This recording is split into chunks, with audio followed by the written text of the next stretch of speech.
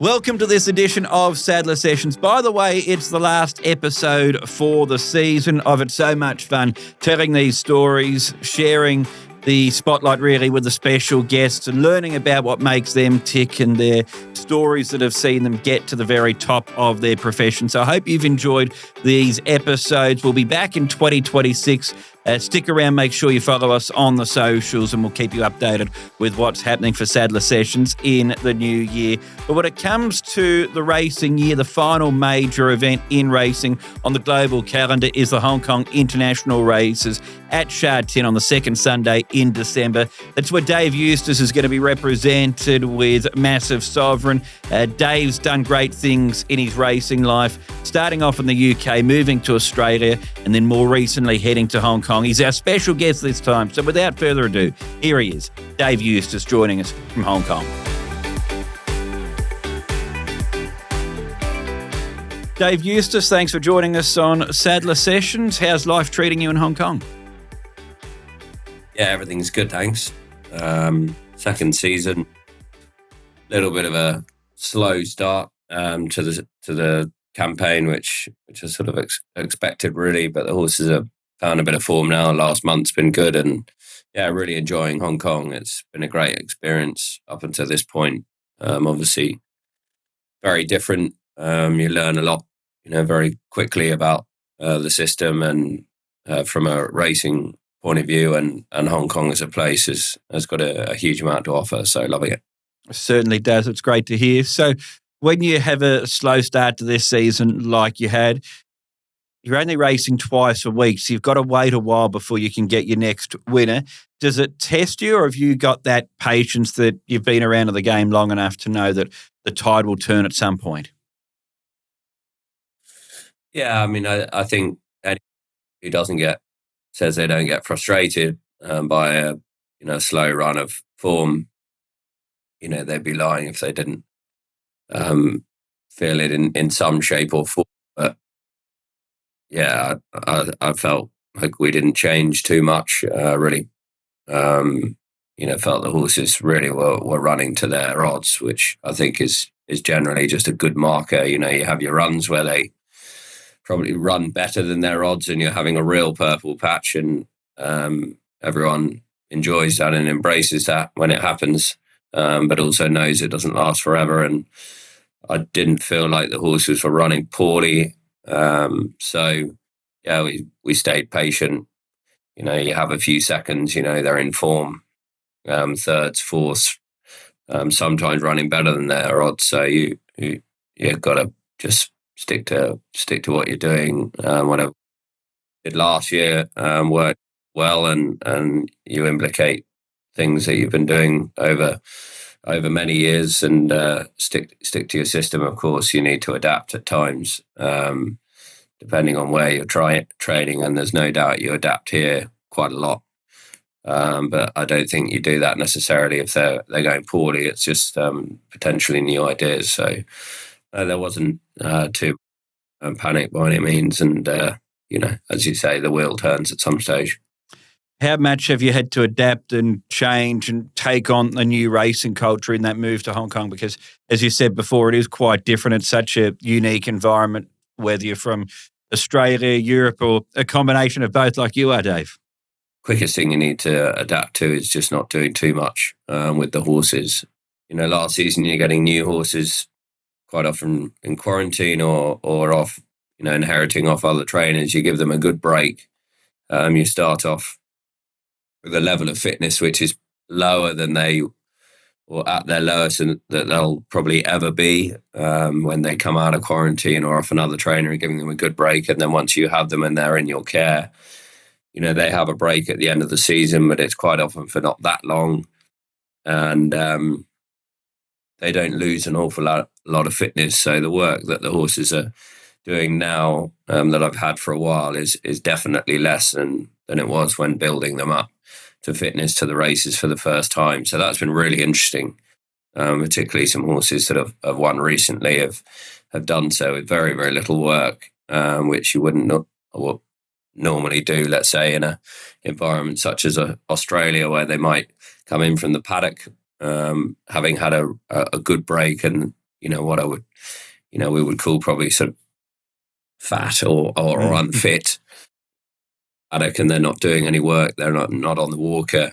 Whereas even when a horse is having a holiday, going on the walker twice a day for minimum half an hour, it's going to keep them to a certain level. So that's been really interesting, and being able to monitor their recoveries has been a big help. No doubt about that. Using the equimeter with their stride length and heart rates. So yeah, it really is quite amazing how much fitness a horse will retain if they don't leave any sort of work at all. What about from a lifestyle point of view? What's the life like of being a trainer based in Hong Kong at Sha Tin, Dave? At the end of the day, you are still training horses. You're getting up at 4 a.m. With everyone else, with the staff, and having your routines, whatever they like to be, whether it's track work and stay in the office or come back to your apartment is right on track. So you have the ability to come back to your apartment. I don't tend to do that, and sort of work in the office and just work that bit better, and something I've sort of always done. So, but yes, I mean, Hong Kong has a huge amount to offer. It's a great city, obviously, and a financial hub, and a lot going on the island and on the mainland side. It's a beautiful place with the harbour and the surrounding islands and the beaches and the hiking. But of course, we're still, racing twice a week, which is obviously less than normal. But they're quite big days, 10, 11 races, very often in the heat. Last runner at Happy Valley is 10:50 at night. On a Wednesday night, you're home at midnight, you're up at 4 again on a Thursday. So you have your routines. I think the thing that probably has most emphasis on is, your owners are all within a 15, 20-minute drive of you. So what is a phone call or an update for a trainer in another jurisdiction is quite often a coffee or a lunch or a catch-up in the stable, which actually I enjoy. Quite often an owner will come to the clubhouse, see their horse, clubhouse here at Sha Tin, use the facilities, have a coffee, and then come and see their horse. So race day is an important day. Probably more emphasis on that than anywhere else. You go racing every time. Your owners will be there. There'll be someone there for every runner because everyone lives so close.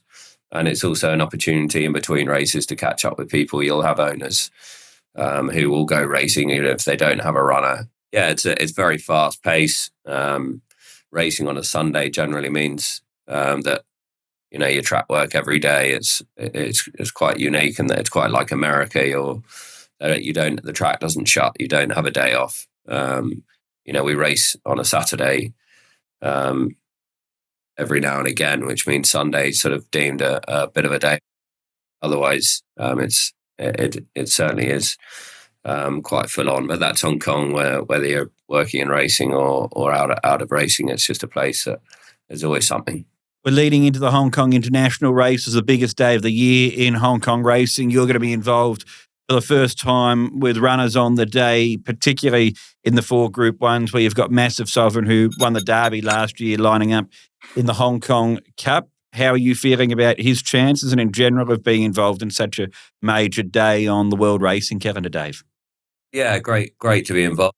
Been a part of it previously, bringing horses to Hong Kong before going to Australia, which was, a fantastic experience, and the end of the sort of calendar year and the sort of turf championships, I suppose. So a lot of international runners. My brother's got a runner this year, which will be a big thrill in the mile. He had, and the horse ran last year as well. So a lot of friends, a lot of family, and to have a runner in the big day is great. Massive in the 2,000 meter race, the Cup. Group 1, Romantic Warrior will be a very short price favourite. It's only 9 runners, and he's a horse that has shown a lot of class to win a Derby from last, and we probably haven't seen a performance like that since. I think he's building to that. His first up run was good. and raced a touch flat second up, but he's going to have time between runs and blinkers go on for the Cup. So I think he can run well with Hugh Bowman on board from the back and be ridden to finish as close as possible without really trying to force the horse early. And I think that's probably how he's best ridden too. So really happy with how he's going into it, and I can see him running above his odds. You mentioned before that you travelled horses to Hong Kong for the international meeting. Am I right in thinking what it was 11 years ago you took Farage for the Hong Kong Cup? So you've done a lot in just essentially a decade, Dave. Yeah, brought Farage, and he took War Artist for my old man in the sprint. God, I was 19, so that would have been sort of 15 years ago. So that was my first sort of taste of it.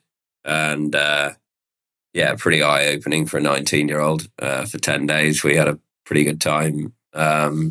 Luckily, I wasn't sort of fully in charge, but yeah, it was a great experience. I don't think, I've been lucky enough to experience great race days all around the world, and they're all unique and they're all different. I don't think anyone can suggest one is the best or better than others, but extremely well. They look after everyone probably better than anywhere else. Just from a participant point of view, if you have an international runner, it's an incredible trip and put on a huge amount of different events. The atmosphere will be, a great occasion. So obviously it's wonderful to be here and part of it. And if we can get a winner on the undercard on the day, it's always would be a big thrill for any trainer here. So your father trained, your uncle David Orton trained. Did you always grow up thinking you were going to be a trainer, Dave, or how did it all come about that here you are now training in one of the world's biggest jurisdictions? Well, it was always going to be racing. My brother and I, Harry's a few years older, but we always loved the horses and started off riding ponies and hunting with the local hunt. Dad was involved with that. Loved jumping horses.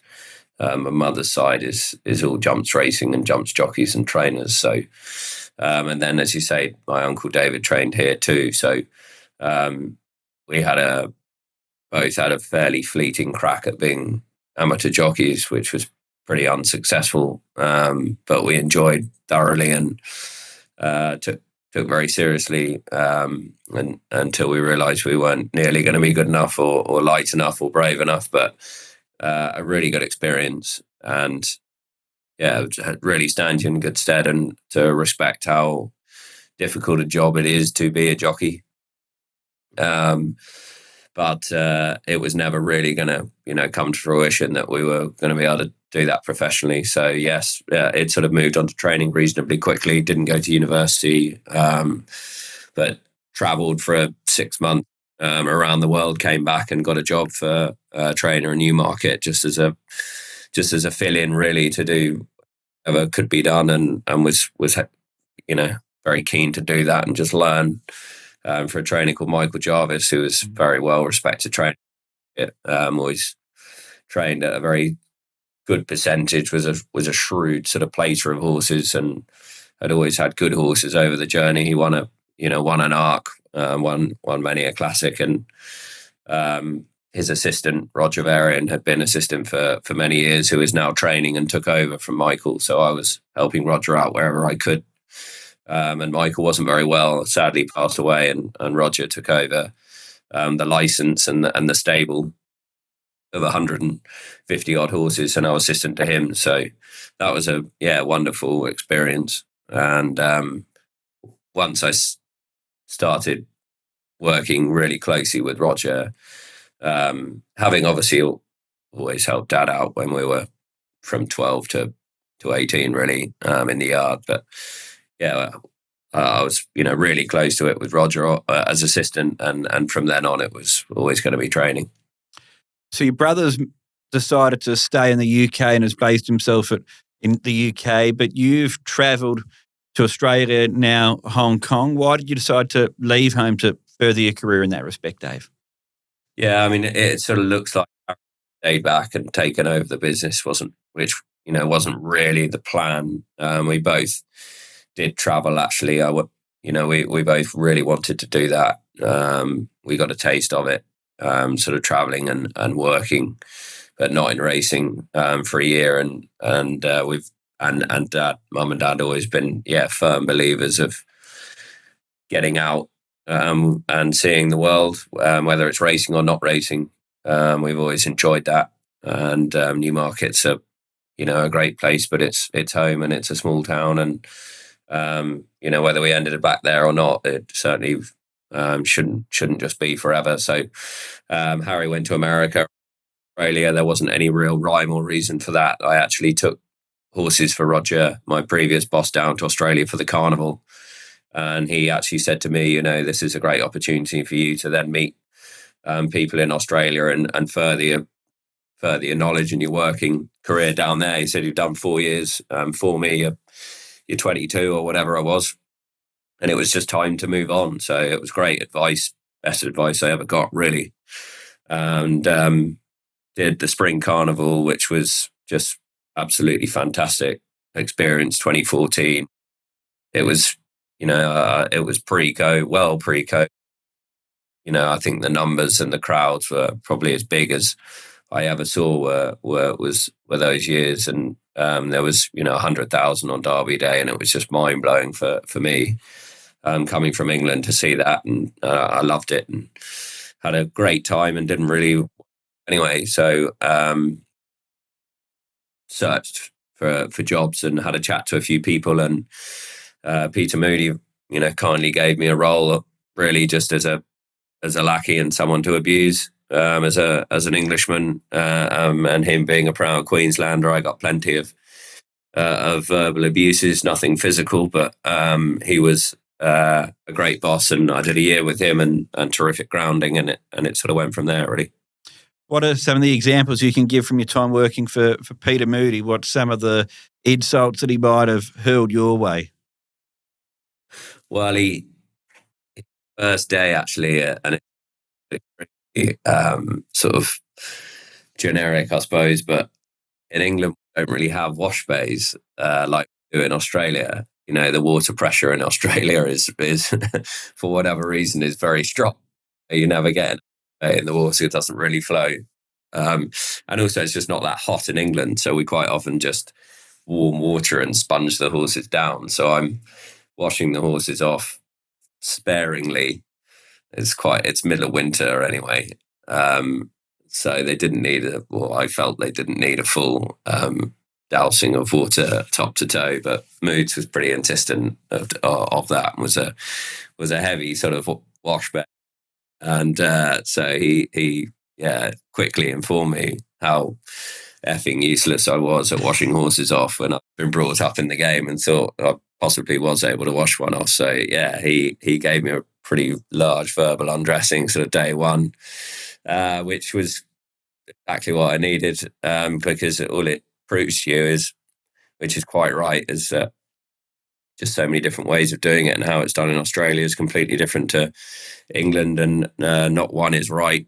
You blend them all together. So as much as it sounds fairly trivial, it actually sort of just sums everything up, really, that it can be done so many different ways. And but I made many a generally administrative error as sort of second assistant, I suppose, and which generally involves sort of ID cards of the races and that sort of thing. And he just used to absolutely tore strips off me, but they were all deserved.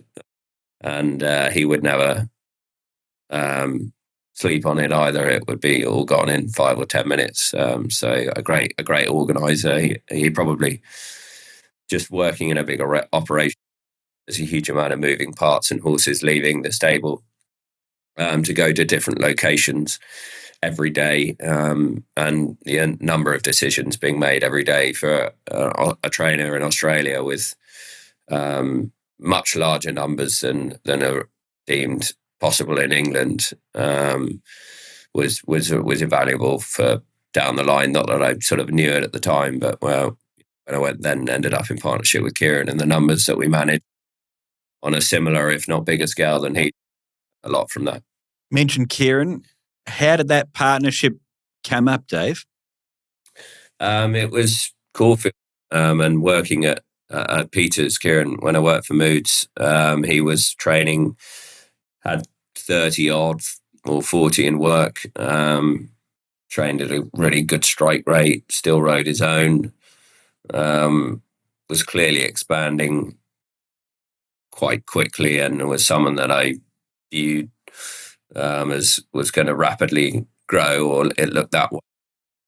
And I approached him and felt that he was at a time where maybe he was going to set up a stable in Sydney, because, that's what a lot of people do when they expand. And he was actually sort of quite right in his summation, but he said, I'm not ready to do that. But I felt if he was going to, I'd love to run it. I was in Sydney at the time working for Pete. Pete was going through his sort of legal battle and said to me that, you might need to look elsewhere. So it came about that way, by having a conversation. And then because he wasn't setting up in Sydney, Ciaron, nothing really.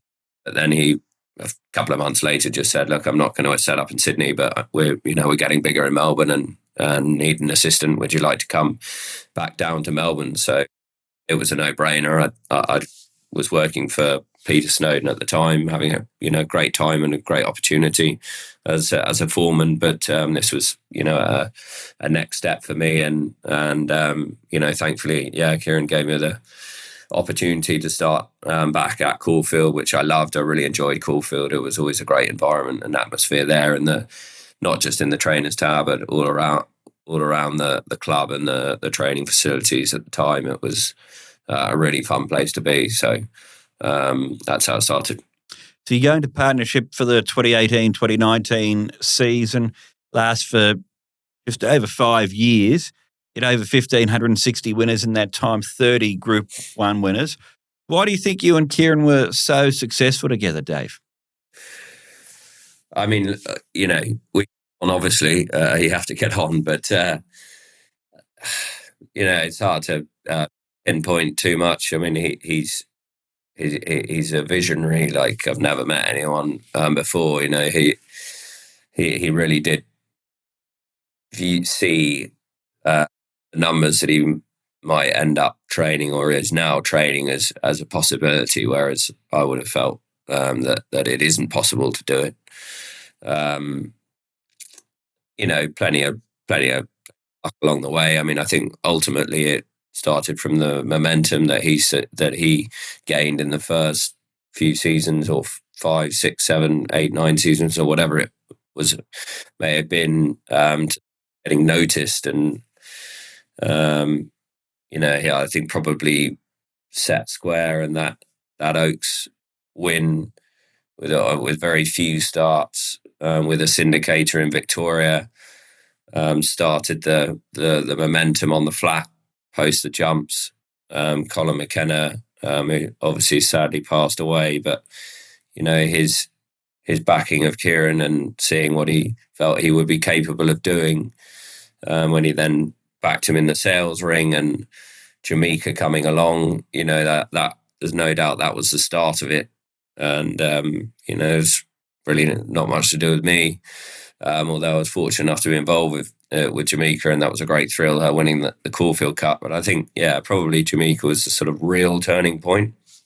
You need that momentum, go from training some nice or not well-bred homebreds, but getting results with horses that maybe on paper shouldn't early, because you're not going to the sales ring and spending a lot of money. And then he, that year he was brave in the sales ring, and he bought Merchant Navy with no backing. Bought him on spec, and it took a while for us to even sell the horse down. But a horse like that, changes the game. Wins a Coolmore, and that, you go from winning a couple of staying classics, like actually winning a race that the breeders and the yearling buyers really sit up and take note upon. So, that really got the ball rolling. And we worked well together. He's ideas man, probably was the person who helped execute ideas, and just created, at times, a little bit of, when it was growing, just trying to create a little bit of stability at times. So yeah, and then a really key moments, Moods loses his license. We take over the stable. So we benefited from that. And then, the really brave move was when Darren Weir lost his license. Ciaron had the bravery to take on that stable, which, would have ran at a loss for a period, and he knew that. But took over a big batch of clients and plenty of horses, and that really expanded things quickly too. So there's a number of factors, but ultimately a lot of it boils down to that bit of bravery to really have a crack and not really fear the failure, I suppose, which Ciaron has in spades. And then Sydney was the last, the final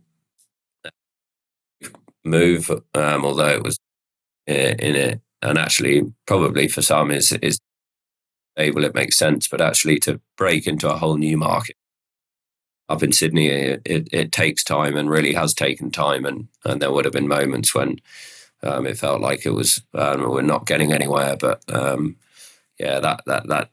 was the last bit, really. So you've had Grand Annual winners, you've had Magic Millions winners, as you say, a Coolmore winner. What about the big one, the biggest one we've got here in Australia, the Melbourne Cup? To win that race with Gold Trip, what's your recollection of that first Tuesday in November in 2022, Dave? You watch it every year, obviously, but watching it here this year, and Calvin and Tony, who are great friends, the McAvoys winning the race, just sort of every year reaffirms that it is the race. I don't care what anyone says. It is the race that everyone wants to win and should want to win in Australia. And obviously, it's a day where there's a lot of build-up, a lot of anticipation, but it's also the one race you just don't expect to win. You can go into some big races with high expectations and favourites or horses that are going really well. But you just can't go to the races with more than just hope in the Cup. We had 5 runners, and you could make a case for all of them, and actually ran first, second and fourth, I think, or fifth. So, the whole stable and team did a terrific job. And I think, that was probably the most satisfying, was what a team effort it is. And, Ciaron and I always stress that still, and he clearly, still does, it's a massive operation. And to get a result like that in the biggest race, with the amount of people in and different owners across the country that support the stable, that was, incredibly satisfying. So, it's a real day. I think now that you do watch them, and I'm away from it all, and this year watching Tony and Calvin win it and what a big deal it is, probably just starts to reaffirm what an achievement and what a race it is. So it's something that obviously we look very fondly upon. A lot of my journalistic friends tell me the Wednesday press call after the Melbourne Cup, Gold Trip pulled up the best out of you, him, Ciaron. Is that a fair assessment, Dave? No trainer has actually refused the press call for the Melbourne Cup, given how much sort of exposure it can provide. But we did both get there. It was pretty hard work. But the horse pulled up extremely well, much better than us. And he's a remarkable horse. I mean, I don't know how many horses have run in the 3 majors in the spring and won a cup, but I shouldn't think there are many. I should know that, but to do that is pretty remarkable. Certainly is. A year later then, Dave, you decide to leave Australian racing to take up the challenge in Hong Kong. Can you give us some of the background as to how the Hong Kong opportunity presented itself, and then how did you go to Ciaron and say, I'm breaking up with you? Well, yeah, with a lot of nerve. Yeah, look, the club approached certain trainers over the journey as to whether they'd be interested, or maybe it's the other way around. But yeah, the club approached, and it's a fantastic opportunity. It is something I'd always been interested in doing, with the fact that my uncle had trained here. So even as a young age, there was some interest in having visited, and obviously making that decision and telling Ciaron was very difficult. But we were both young. Partnership that was, never going to last forever. Things just don't, do they? Most partnerships probably have one old and one young. I mean, no doubt, Ciaron was boss and I was second in command. But both reasonably young and could be training for the next 30 plus years. Like, you're just not going to do that, are you? So, it was always going to come to an end. And I was never felt comfortable of leaving the partnership and setting up in Australia. Too many awkward conversations for someone who'd given me such a great opportunity, and we'd had great success together. Whatever they would have been, whether it was certain owners or horses, or not that we know, it was never explored anyway. But there's just no way that there wouldn't have been, and life's too short to be falling out, given the partnership that we had. So Hong Kong was a perfect opportunity where there's no overlap, and we can follow each other and stay in touch and enjoy each other's successes. So I think we're both very fortunate that it was able to end with it completely amicably, and can just enjoy the success we had together till now. When I think of yourself and Ciaron training together, and I think of your client base, I'm thinking of Aussie Care, Australian Bloodstock, those types. Not too many Hong Kong owners bring to mind. Were there many clients from your time with Ciaron that you could take with you to Hong Kong, or have you had to establish all of those connections from scratch, essentially, Dave? No, I mean, we trained for a single Hong Kong client, but having said that, the exposure and the people that I've worked with along the way, and maybe certain bloodstock agents who are good friends, whether that's my time in England or Australia or New Zealand, you still have the ability to reach out to people, and that's undoubtedly a big help from the years of just working in the industry. You have to start again, and as much as your accommodation is provided on track, staff is provided as the stable grows. You're not actually running a training business, which takes a huge amount of pressure off. You're not handed any, and you do start with no horses, and that's pretty daunting, particularly when you go from having a few hundred to zero. But a great challenge, and not that you need any incentive when you go into a new place, but when you're staring down an empty barn, and there isn't even a sort of bale of shavings in there, it forces you to get out and get in amongst it, and you just got to meet as many people as you can. I read a lovely quote from your good self, Dave, earlier this year when Harry, your brother, won the Queen Anne at Royal Ascot with Docklands, and you said that it was the best moment you've had on a race course. How much could you enjoy Harry's success, given that all the hard work, but you didn't have to put in any hard work there with Docklands? You could just see the rewards and be part of that with him. Yeah, I mean, special moment. As I say, I think for us and for a family. It can't be topped. I don't quite know how it could be, but I'm not knocking any achievements that maybe I have won on a racetrack, but to win a Group 1 at Royal Ascot is really very hard. And as Dad said, sort of famously in one of his interviews, to win 2 is bloody nearly impossible, and it only 50 horses in the yard too. So to be there was just magic, and he's been an amazing horse who's put Harry on the map. But with all these horses that any trainer needs, sort of young or old, but they are what proves to everyone that you can do it.